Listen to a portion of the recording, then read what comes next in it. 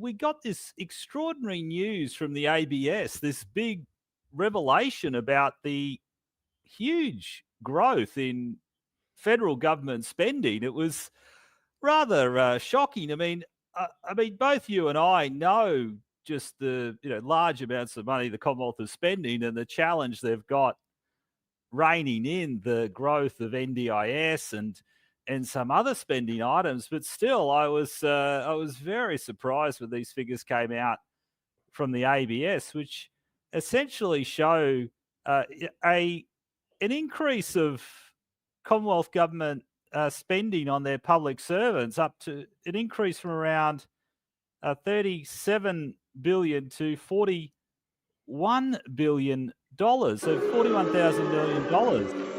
Yeah. So I finally got a chance to use the sound effects. I'm sure we'll find many more opportunities to use that, John.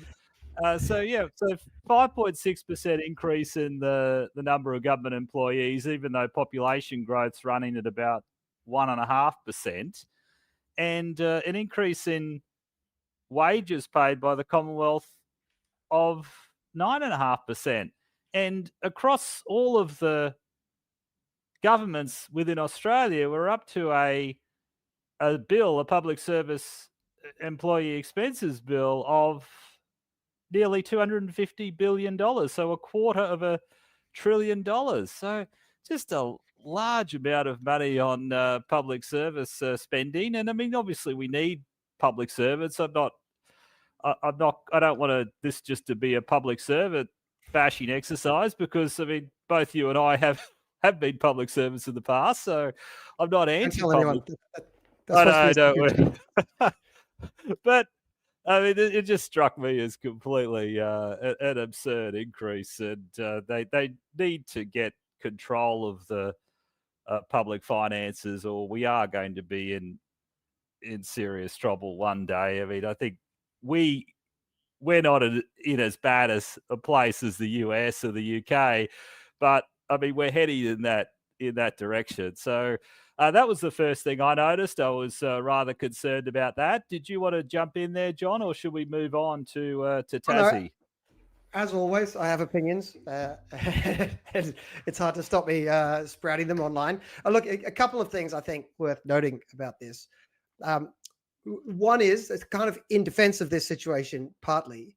When we look at the state government line there, it looks huge, but keep in mind, because of the way we run our school and health system in Australia, which I thoroughly disagree with, and it should be run a different way, but it is currently run so that most schools and most hospitals are government owned.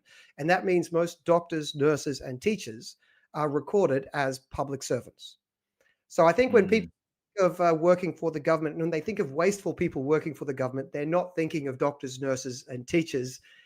Even in a world with a much smaller government, we would still have doctors, nurses, and teachers. So that those people aren't necessarily the wasteful part of this. So it can be a little bit hard to tell here with that state government line to disentangle the useful from the useful class from the bureaucrat class, which is why I often like to, it's just called public service. That's a wonderful trick with wording. Public service, serving the public. Who could be against that? What sort of heathen are you? It's like, but all right, with teachers and nurses and doctors, perhaps that could be called serving the public. A lot of what we're talking about here is bureaucrats. And my complaint isn't with necessarily public servants, teachers, nurses, doctors. It's with the bureaucrat class, the paper shuffling class, the class that you and I were formerly a member of, Gene, the bureaucrat class. And so that state government number, it looks a lot bigger, but it's warped with that. So it'd be great to see this disentangled of quote unquote public servants that are actually directly serving the public versus the bureaucrats who are sitting behind the scenes and mostly giving advice to people who give advice to their boss, who gives advice to their boss, who gives advice to their boss, who writes a one-page paper, gives it to the politician, and they don't read it. So that's the bureaucrat class. The second thing about this that I note here is you mentioned the Commonwealth one, and the thing about the Commonwealth one is it's growing too quickly.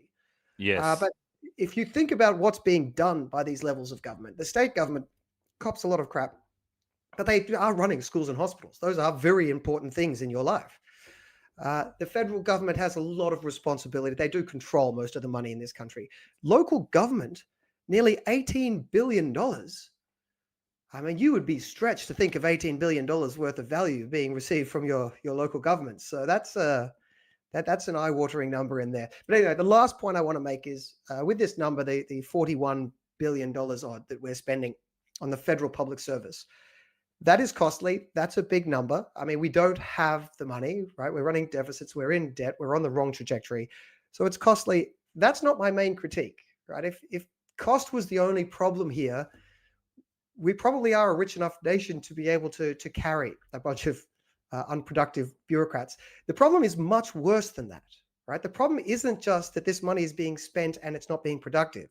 I think there's a good case to be made here that this money is anti-productive. What do I mean by that? The bureaucracy now, the federal bureaucracy in particular, has grown to such a degree that it is now an independently powerful part of our political system in its own right. And I would argue that it is literally the most powerful part of our political system. Right. So we've always had political leaders, kings and presidents and whoever's at the pointy end, and they always look like your leader. Then we've tried to pretend that we could control them with parliaments. That didn't really work. We tried to pretend that those parliaments can be controlled by voters. All right. So we say people have to. So you could say, where does the power lie? In parliament, with the people, with the political parties, with the leaders. Look, to some degree, all of those places are nexuses of power in our political system. But another nexus of power is the permanent bureaucracy. And I think if we look at the nature of public policy being done and changed over time, it seems to be self-evident that the permanent bureaucracy is the single most powerful of those arms of our political system. Right? The permanent bureaucracy, I would argue, is able to get more done than either political party or parliament independent of political parties, which doesn't really exist, or the government of the day. And I go back to this story often when I'm talking about this. We've got in the bureaucracy, is that the number of people there? You've got 400,000, Yes. up to Yes. 400,000 bureaucrats.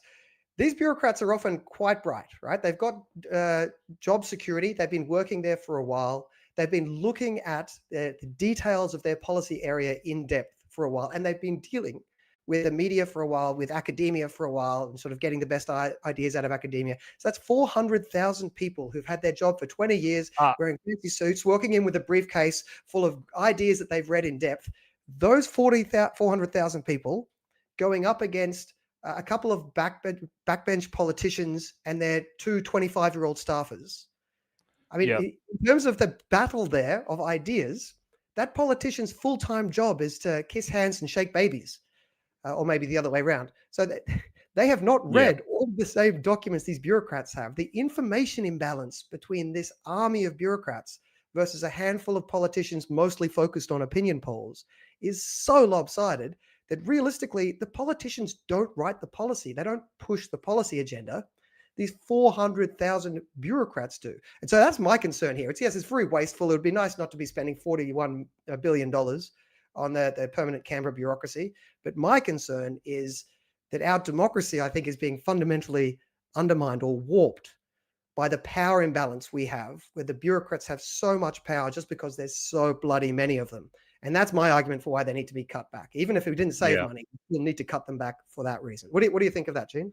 Yeah, look, I think, yep, absolutely, John. I should make a clarification. I should have made this up front. So these figures, they include the public service. They also include public corporations and the ADF. So there are some, that Commonwealth figure, there's going to be a significant number of ADF people in there as well as people in public corporations. But the Commonwealth, I don't think it doesn't employ as many people in those public corporations as the other levels of government anymore, I don't think, although I suppose NBN would be in there. So that's just something worth bearing in mind too. So the ABS doesn't split those out, at least in those headline numbers. So just thought I'd clarify that.